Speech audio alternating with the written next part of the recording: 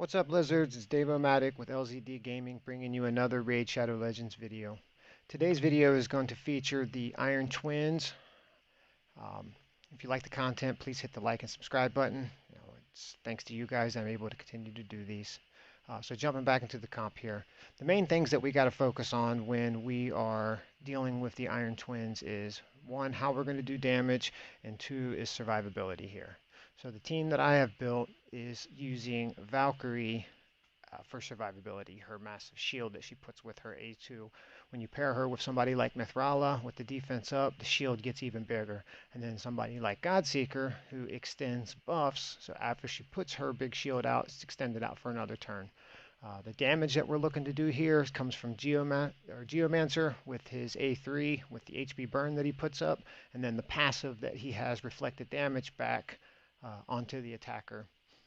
We also are gaining a strengthened buff from Mithrala, which helps us out with our survivability just a little bit. The key debuff that we're looking here comes from Stagnite, which is the decreased speed debuff. As long as you have a decreased speed on the Iron Twins, then he doesn't boost his turn meter when you receive buffs. So you absolutely have to have a decreased speed put on the Iron Twins. So let me show you the champions here real quick, and then we'll jump into a run. So first off, we have Mithrala here. She's in a protection set, which isn't necessary for this content. It's more for the arena build. We have her above 250 speed. The boss has 250 speed. So if you're trying to go before the boss, if you take your first turn, make sure you're above that.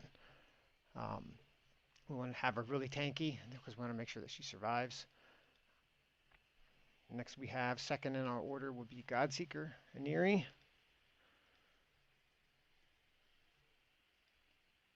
Here, this is the build that I have for my Sand Devil team. Her stats are probably way overkill for this content, but I would like to use the same champ for multiple uses in the game to maximize my builds. 195 speed, very, very slow, easier to build, but 92,000 HP, almost 5,000 defense. She is a tank, but we got to make sure that she doesn't die also. That way we can utilize her revive ability if necessary, and her passive ability, which plays into the order of our champions. Going third in our line is Stagnite. This is the guy that puts our decreased speed debuff. He also puts a decreased attack and decreased defense, which will help us get through the run faster. But what we need him to place is the decreased speed. He also has a passive here that if he is resisted, if places a 50% increase buff or increased accuracy buff on an ally for one turn each time the ally has a debuff resisted by the enemy. This allows us to make our builds a little bit easier, not necessarily needing the accuracy requirements. He has a 2-hit A1, so he's able to resist and then still place the decreased speed. As you can see, we have him at 226 speed with 432 accuracy. Could actually be a little bit higher for more guaranteed placement, but with his A2, it helps us out with that. We have him in a War Master build along with the defensive counterattack masteries. Just more chances to get that decreased speed on. Next in line we have Valkyrie, the all-star of this team here. Valkyrie places on her A2, places a shield and a counterattack on all allies, which is proportional to the champion's defense. So we have her in a lifesteal set for her to give herself some increased healing back, but her big number here is her defense, 7,676. So when paired with Mithrala's increased defense, her shield is going to be enormous. Lastly here, we have Geo, which is last in our order. Valkyrie is very unlikely to die too, so the first champ that would be most likely to die when hit would be Stagnite, so he would use Godseeker's instant revive ability for her passive. And then we have Geo, which would be, if he died afterwards, then she would actually use her ability to revive, which would lower the cooldowns, allowing him to place this faster. More likely if he's dying, then he hasn't put this off.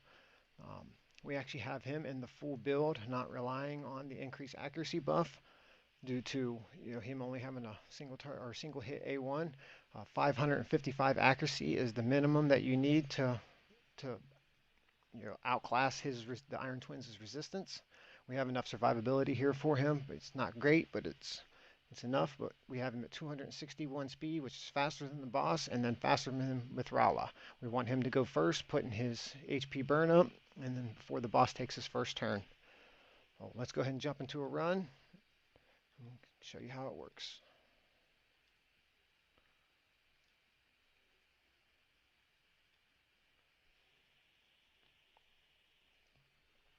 At certain points of this fight, when the boss hits 85, 70, 55, and 40%, he'll remove all the debuffs from him and then attack, all of your champions. You want to try to time, your speeds when your champions are taking, using their key abilities to, right after, he uses his self cleanse, like I just cleansed right there. We would ideally want Geo's next turn to be placing the HP burn, or as quickly as possible to that.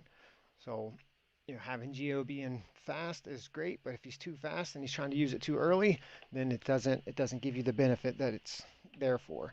So the counter attacks with Mithrala allows her to just keep pumping out these poisons. He does take reduced damage from poison, but you're stacking so many of them that they add up to a lot really, really fast. So there comes Geo's HP burn, and the next hit he's going to damage himself. As you can see, the massive shield that Valkyrie's putting on too, and it keeps getting extended by Aniri.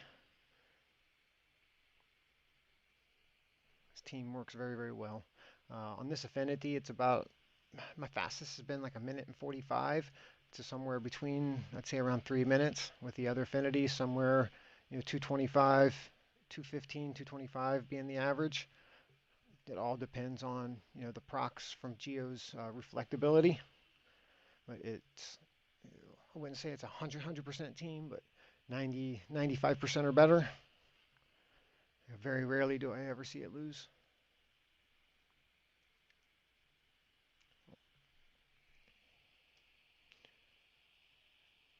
We'll let this run go ahead and finish up.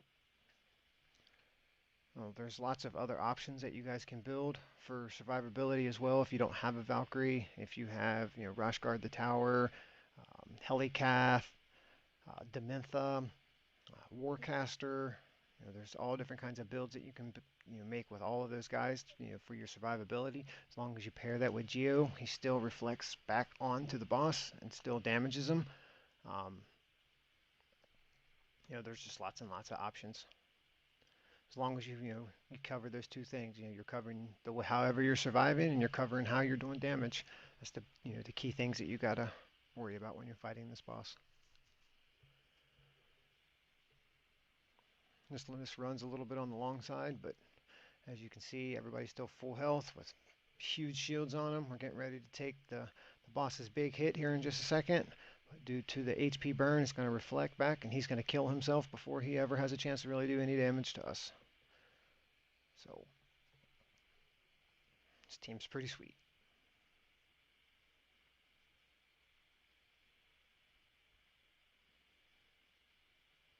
Well, there you have it. Just under 3 minutes. Well, I hope you guys enjoyed this video and you guys are having a good day. Hit the like and subscribe button. It helps me keep going. I thank you guys for everything. We'll see you on the next one.